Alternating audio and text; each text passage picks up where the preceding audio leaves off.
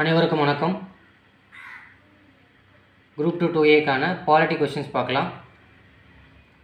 First question, குடியரசுத் தலைவர் பெயர் மற்றும் தேர்ந்தெடுக்கப்பட்ட ஆண்டு. ஃபர்ஸ்ட் டாக்டர் எஸ் ராதாகிருஷ்ணன் 1961 கொடுத்துருக்காங்க. ஓகேவா, நம்ம நல்லா படிச்சிருப்போம். முதல் குடியரசுத் தலைவர் ராஜேந்திர பிரசாத் 1950 62 வரைக்கும் குடியரசுத் தலைவராக இருந்தான்னு சொல்லிட்டு மறுபடியும் அவரை தேர்ந்தெடுக்க முயற்சி பண்ணாங்க. பட் ஆனால் அவர் போதுன்னு அவராக தான் விலகிட்டார். ஸோ அதனை எடுத்து ராதாகிருஷ்ணன் குடியரசுத் தலைவராக ஆனார். ஓகேவா, அது 1962 தான். ஸோ ஃபஸ்ட்டு ஒன் தப்பாக இருக்குது. Second doctor Zakir Hussain. ஓகேவா, இவரையும் யாரும் மறந்துருக்க மாட்டீங்க. ஏன்னா பதவியில் இருக்கும்போது மரணித்த முதல் குடியரசுத் தலைவர் ஜாகிர் ஹுசைன் தான் இல்லையா. ஸோ 1966 67 69 வரைக்கும் அவர் பதவியில் இருந்திருப்பார். 1967 சரியா. 1968 சென்னையில் நடந்த 2ஆம் உலகத்தமிழ் மாநாட்டுக்கு பேரறிஞர் அண்ணாவால் அழைக்கப்பட்டு வந்திருப்பார் சென்னைக்கு நம்ம ஜாகிர் ஹுசைன். சரியா. So 1969 our மரணிக்கிறார். 69 வி கிரி அப்போதைய துணை குடியரசுத் தலைவராக இருந்து குடியரசுத் தலைவராக ஆனார். ஸோ அவரும் தேர்தலில் நிற்க போனதால் இதயத்துல்லா அவர்கள் உச்சநீதிமன்ற தலைமை நீதிபதி அவர் குடியரசுத் தலைவராக பதவி வகிச்சிருப்பார். ஓகேவா. ஸோ அடுத்து 3வது பக்ருதீன் அலி அகமத். ஓகேவா, இவரையும் யாரும் மறந்துருக்க முடியாது. 1975 எமர்ஜென்சியில் கையெழுத்திட்ட குடியரசுத் தலைவர்னு படிச்சிருப்பீங்க இல்லையா.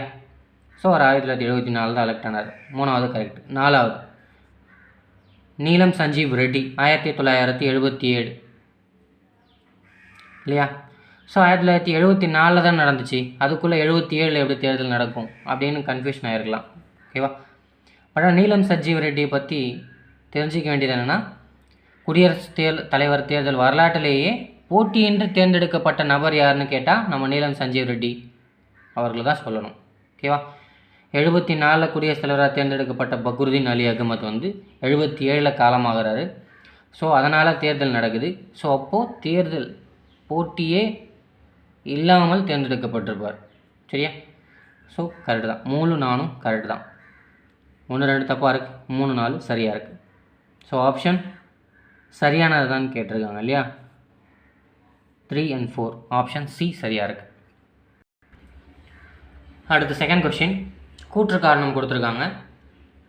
கூற்று ஏ, சட்டப்பிரிவு 240 மூலம் தனக்கு வழங்கப்பட்ட அதிகாரத்தின்படி ஜனாதிபதி பிபி மண்டல் என்பவரை பிற்படுத்தப்பட்ட வகுப்பினருக்கான ஆணைய தலைவராக நியமித்தார். காரணம் பாருங்கள், இவ்வாணையம் பின்தங்கிய நிலையினை தீர்மானிக்க 11 குறிக்கோள்களை உருவாக்கியுள்ளது. சரியா. மண்டல் கமிஷன். ஓகேவா, எல்லாருக்கும் நல்லா தெரிஞ்ச கமிஷன். 1979 மொரார்ஜி தேசாய் கவர்மெண்ட் அமைச்சது.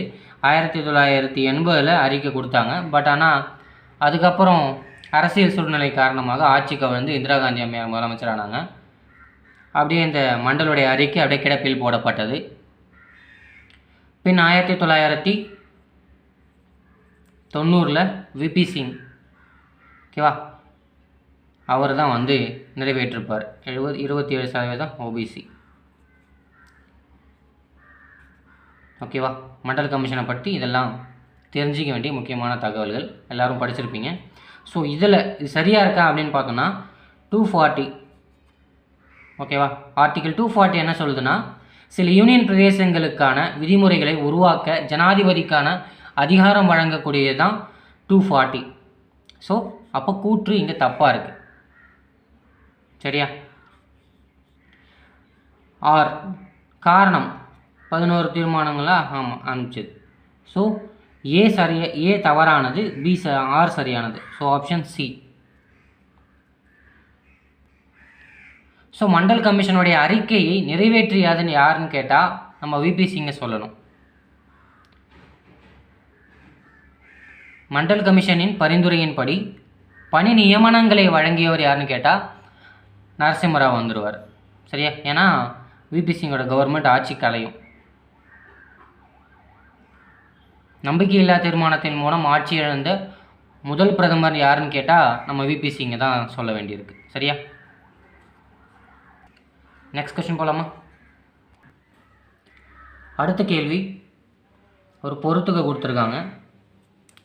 சட்டங்கள் இயற்றப்பட்ட ஆண்டும் அந்த சட்டத்தின் பெயரும் கொடுத்துருக்காங்க. ஸோ ஸோ பார்க்கலாம். 1963 ஓகேவா, இந்திய ஒன்றிய பகுதி சட்டம். 1க்கு ஆப்ஷன் 3 ஓகேவா. ஒன்றிய பகுதிகளுக்கான சட்டத்தை 1963 தான் வந்து நம்ம ஜவஹர்லால் நேரு அவர்கள் வந்து இயற்றிருப்பார். சரியா. பிரிவினைவாத சட்டமும் அந்த ஆண்டு தான் நடந்திருக்கும். ஒன்றிய பகுதிகள் சட்டம்னா ஒன்றிய பகுதிகள்னு யூனியன் பிரதேசங்களை சொல்லலாம். ஓகேவா. அதுக்கான சட்டம் 1963 இயற்றினாங்க. ஸோ 2வது 1991 ஓகேவா, 69வது சட்ட திருத்தம். என்னது? தேசிய தலைநகர் டெல்லி ஒன்றிய பகுதி சட்டம். ஓகேவா. தேசிய தலைநகராக டெல்லியை இது பண்ணதுக்கான ஆண்டு 1991, 69வது சட்ட திருத்தம். அடுத்து 1971 பார்த்தோன்னா நாட்டின் பெருமையை அவமதிக்கப்படுவதை தடை செய்யும் சட்டம். ஓகேவா. மீறினா 3 ஆண்டுகள் சிறை கூட சொல்லியிருப்பாங்க.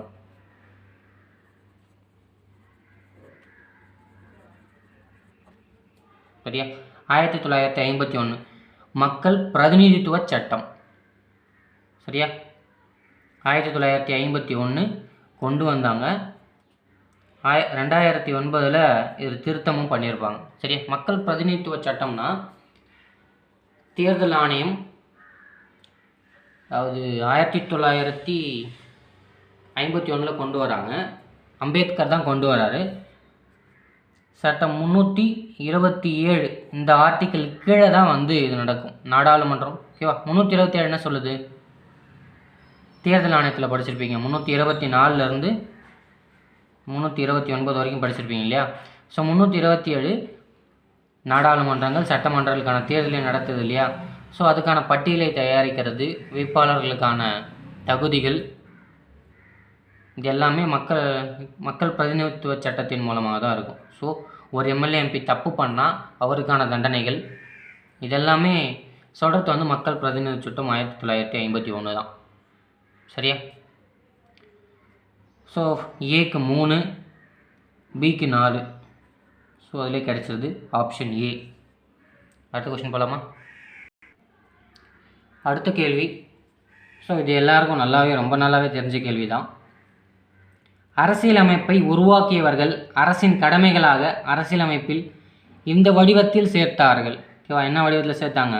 அரசின் வழிகாட்டும் நெறிமுறைகள். ஓகேவா. பகுதி 4 36 51 வரைக்கும் இல்லையா.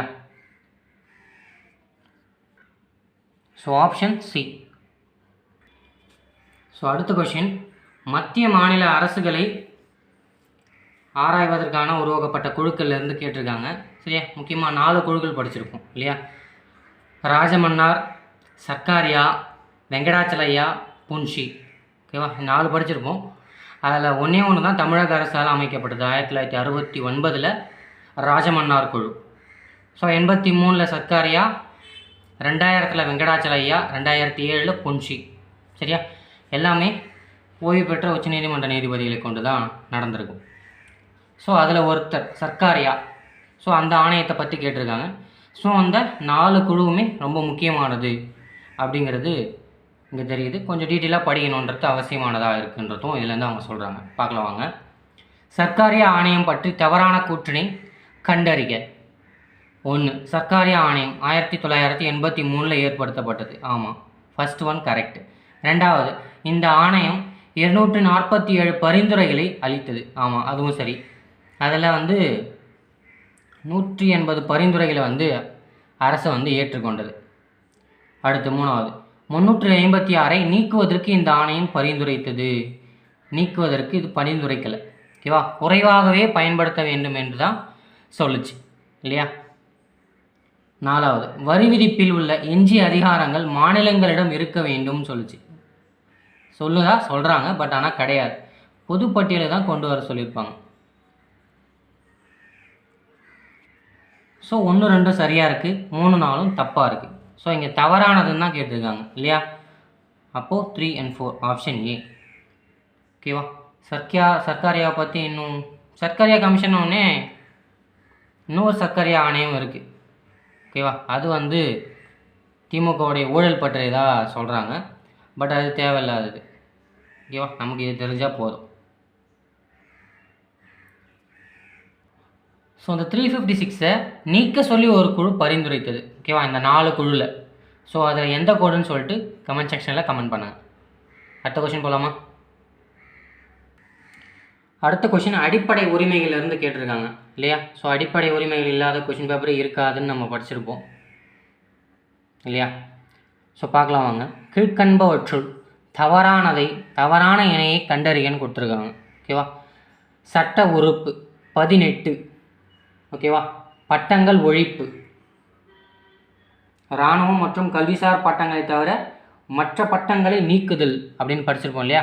ஸோ பட்டங்களை ஒழித்தல் 1 கரெக்டாக தான் இருக்குது. ஸோ 2வது சட்ட உறுப்பு 21 உயிர் வாழ்தல் மற்றும் தனிமனதை சுதந்திரத்திற்கான பாதுகாப்பு இல்லையா? ஸோ 2வதும் கரெக்டாக தான் இருக்குது. 3வது சட்ட உறுப்பு 23 கொடுத்துருக்காங்க. என்னென்னு கொடுத்துருக்காங்க? கைது செய்யப்படுவதிலிருந்து பாதுகாப்புன்னு கொடுத்துருக்காங்க. ஓகேவா, ஸோ இது தப்பாக இருக்குது. 23 என்ன சொல்லுது? கட்டாய வேலை கொத்தடிமைத்தன முறையை ஒழித்தல் அப்படின்னு தான் சொல்லும் 23. கைது செய்யப்படுவதிலிருந்து பாதுகாப்புன்னு பார்த்தோன்னா நம்ம 20 சொல்லலாம் இல்லையா? ஸோ சட்ட உறுப்பு 20 சுதந்திரமான நடமாடுவதற்கான உரிமைன்னு கொடுத்துருக்காங்க. இது 19 தான் சொல்லுவாங்க. ஸோ 20 கைது செய்வதிலேருந்து பாதுகாக்கப்படுவதற்கான உரிமை. ஸோ 1, 2 சரியாக இருக்குது, 3, 4 தவறாக இருக்குது. இங்கே தவறான இணை கேட்டிருக்காங்க, 3, 4 தவறு. ஓகேவா, ஆப்ஷன் ஏ. அடுத்து போகலாமா? அடுத்து ஆளுநரை பற்றி ஒரு கேள்வி கேட்டாங்க. ஸோ ஆக்சுவலாக குரூப் 2 எக்ஸாம் முடிஞ்ச ஒரு 1 ஹவருக்குள்ளே நம்ம புதிய தலைமுறையிலேயே இந்த மாதிரி ஒரு கேள்வி வந்ததாக ஃப்ளாஷ் பண்ணாங்க இல்லையா? ஸோ ஏன்னா அரசியல் ரீதியான இந்த கேள்வி முக்கியத்துவத்தை பெறுது. ஓகேவா, பார்க்கலாம் வாங்க. கூற்று ஏ, இந்திய கூட்டாட்சியில் ஆளுநர் அரசின் தலைவர் மற்றும் மத்திய அரசின் பிரதிநிதி என்னும் இருவிதமான பணிகளை செய்கிறார். ஓகேவா, ஆளுநர் யார்?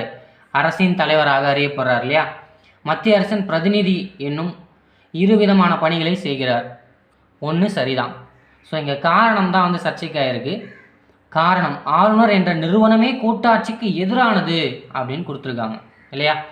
தற்போதைய உள்ள அரசியல் சூழ்நிலைக்கு வேணால் இது சரியாக தெரியலாம். ஆனால் அரசியலமைப்பின்படி ஆளுநர் என்பது கூட்டாட்சிக்கு எதிரானது அல்ல. மத்திய மாநில அரசின் ஒரு பகுதியே ஆளுநர்னு தான் சொல்லியிருக்காங்க இல்லையா? கூற்று சரி, காரணம் தவறு. எங்கே இருக்கு?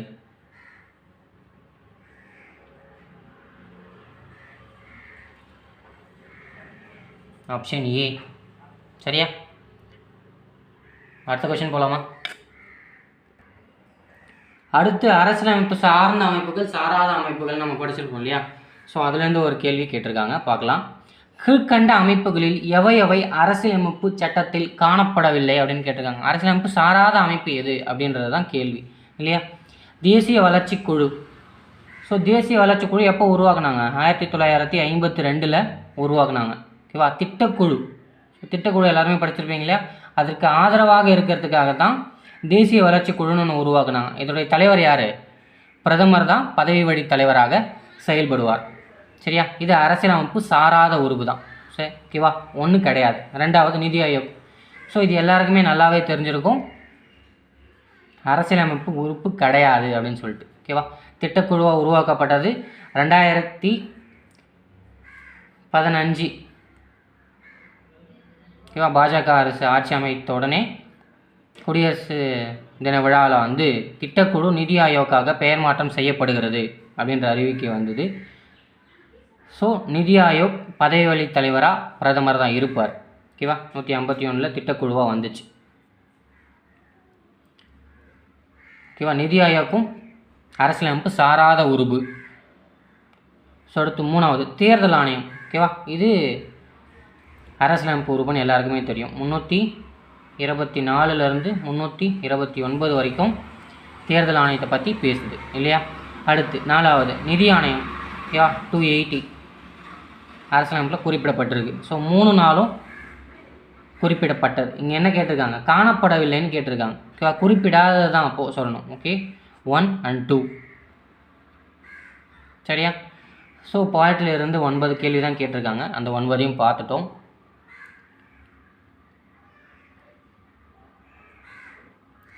வீடியோ பிடிச்சிருந்தா லைக் பண்ணுங்கள், ஷேர் பண்ணுங்கள், கமெண்ட் பண்ணுங்கள். முக்கியமாக சப்ஸ்கிரைப் பண்ணுங்கள். ஓகேவா? நன்றி. அடுத்த வீடியோவில் பார்க்கலாம்.